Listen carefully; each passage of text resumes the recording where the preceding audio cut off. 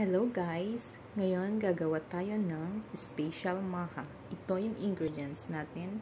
Evaporated milk, coconut milk, yung cheese. Ito yung gamit ko na corn, creamy style corn, cornstarch, at saka condensed milk.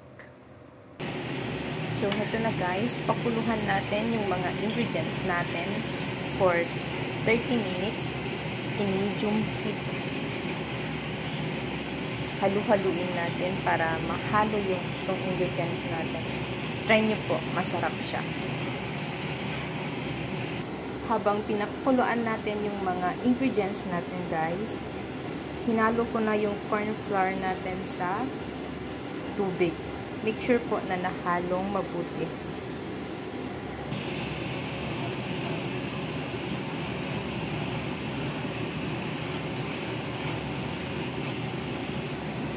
Kumukulo na po siya.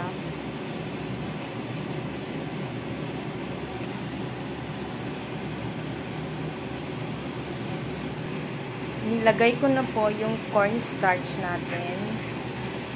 Halu-haluin lang po natin.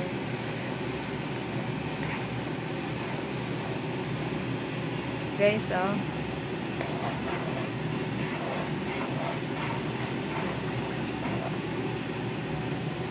Okay na po siya, guys. Heto na siya, guys. Ang maha special natin. Or I should say, special maha. Masarap po siya, guys.